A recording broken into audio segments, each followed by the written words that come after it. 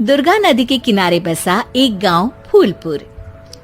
गांव में कुछ 100-150 लोग रहते थे। अंजलि, जो कि पास ही के जिले में रहती थी और 12वीं पास कर चुकी थी, उसके पिताजी ने बेटी को जल्दी विदा करने के लिए उसकी शादी फूलपुर गांव के मुकेश से करवा दी थी। मुकेश कभी स्कूल नहीं गया था और इस कारण वो पढ़ा लिखा नहीं था और बाकी गांव वालों की हालत भी मुकेश जैसी ही थी। मुकेश के घर में उसके माता पिता भी रहते थे। सासू माँ, मैं बाहर मंदिर तक जा रही हूँ, आधे घंटे में आ जाऊंगी। अरे अभी कहीं जाने की जरूरत नहीं है, चुपचाप जाके रसोई में रात के खाने की तैयारी करो। और ये घूंघट क्यों हटा लिया है तुमने? क्या पता नहीं कि इस गांव में औरतें बिना घूंघट के नहीं रहती। रात में अंजलि छत पर जाकर अपनी मम्मी से बात कर रही होती है। तभी गांव की 3-4 औरतें उसे देख लेती है और दरवाजे पर आकर उसकी सास से शिकायत करने लगती है। और क्या हुआ? अरे छत पे तो देखो, आपकी बहू मटक मटक के किसी से फोन पर बात कर रही है। दिन भर फोन पे लगी रहती है। अरे कल तो मंदिर के पास वो क्या कहते हैं, सेल्फी ले रही थी। शहर की बहू रखना अच्छा शान की बात है, पर देखना इसके लक्षण से ये तो तुम्हारे परिवार को बदनाम ना कर दे। ये पहली बार नहीं था जब सास से गांव के लोगों ने अंजलि की बुराई या शिकायत नहीं की हो। अब तो ये रोज की बात थी। अंजलि ये सब सुन लेती है। जब वो नीचे जाती है तो मुकेश भी वहां आ जाता है। सास कहती है, बेटा, लोग घर आकर शिकायत करने लगे हैं बहू के कामों की। देख लो, पति हो, संयम से रखो इसे। माँ जी, मैं तो अपनी माँ से बात कर रही थी क्योंकि यहाँ कोई बात करने लायक ही नहीं है और अब मैं माँ के पास ही रहूंगी। वहाँ क्या रहना, वहाँ बाहर के लोग तो ठीक है पर घर के लोग भी इज्जत ना दे सके। अरे नहीं नहीं अंजलि, ऐसा नहीं है, धीरे धीरे सब ठीक हो जाएगा, तुम फिक्र ना करो। अरे बस कुछ बोलना ही नहीं है, सर पे चढ़ा रखा है बहू को। सास मुकेश की नरम बात सुन के वहां से मुंह चढ़ाकर चली जाती है। मैं तो कहती हूँ हम दोनों शहर चले जाते हैं। मैं पढ़ी लिखी हूँ, मुझे वहाँ नौकरी भी मिल जाएगी और थोड़े दिनों में आप भी वहाँ कुछ काम ढूंढ लेना। अरे नहीं नहीं अंजलि, हम यहाँ ना गांव का खेत, माँ पिताजी को छोड़कर शहर नहीं जा सकते। माँ पिताजी को कैसा लगेगा और गांव वाले क्या सोचेंगे? ये कहकर मुकेश सोने चला जाता है और अंजलि की गांव वालों द्वारा बुराई का सिलसिला बहुत दिनों तक चलता ही रहता है।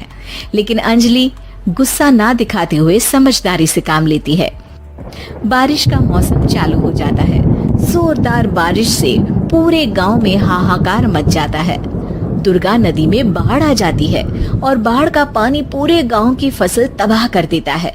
फसल की ये हालत देखकर गांव वाले निराश हो जाते हैं और बात तो यहाँ तक पहुँच जाती है कि कुछ लोग तो अंजलि को इस सब का दोषी ठहरा देते हैं। अरे पूरी फसल तबाह हो गई, पता नहीं किसकी नजर लग गई है। अरे जब से चौधरी परिवार में ये शहर की बहू आई है ना, तब से ही गांव की शांति चली गई है। इसके कर्म कांड से माँ दुर्गा नदी भी खुश नहीं है।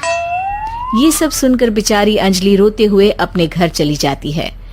कुछ दिन बाद सभी गांव वाले अपनी फसल का मुआवजा लेकर अपने अपने घर आते हैं। मुकेश भी 1500 लेकर आता है।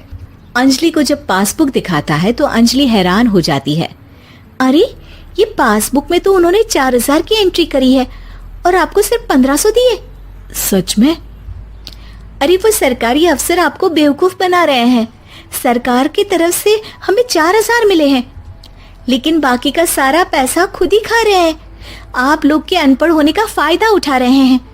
ये सब सुनकर मुकेश परेशान हो जाता है लेकिन अंजलि उसे हिम्मत से काम लेने को कहती है और सुबह होते ही मुकेश को पंचायत कार्यालय ले जाती है और साथ में गांव के और लोगों को भी।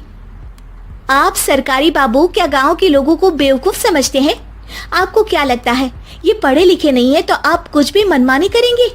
ये बेचारे दिन रात इतनी मेहनत करते हैं, ये हमारे अन्नदाता हैं और आप इनके साथ ऐसा धोखा करते हैं।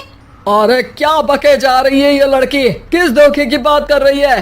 अपने कांड करके नदी माँ को नाराज करके हमारा नुकसान करके इसे चैन नहीं मिला क्या? सरपंच जी, इन सरकारी बाबू ने मुझे बेवकूफ बनाया है और मेरे हिस्से के पैसे खुद चट कर गए। बस ये सुनते ही सरपंच वहां से दुम दबाकर भाग जाता है। पता चलता है कि जनपद अधिकारियों ने गांव के सरपंच के साथ मिलकर सबके साथ धोखा किया है। सब लोगों का विरोध शुरू हो जाता है और आखिर में अधिकारी सब गांव वालों के हिस्सों के बचे हुए पैसे उन्हें लौटा देते हैं और कई दिन तक सरपंच गांव में लौटता ही नहीं। अंजलि, तुम नहीं होती तो हम गांव वालों को तो पता ही नहीं चलता कि ये हमें हर बार बेवकूफ बनाते हैं। हाँ हाँ अंजलि बेटी, हमें माफ कर दो। हम सब तुम्हें बुरा भला कहते रहे, लेकिन तुमने ही आज हमें बेवकूफ बनाने से बचाया है। हमें तुम पर गर्व है बेटी। अब समझ आया कि सरपंच तुमसे नहीं, तुम्हारे पढ़े लिखे होने से नफरत करता था। क्यों ना इस बार हम अंजलि को ही सरपंच पद के लिए चुन ले? क्या कहते हो गांव वालों? पढ़ी लिखी सरपंच। बस पूरा गांव अंजलि के लिए ताली बजाता है और अंजलि की सास उसे खुशी से गले लगा लेती है।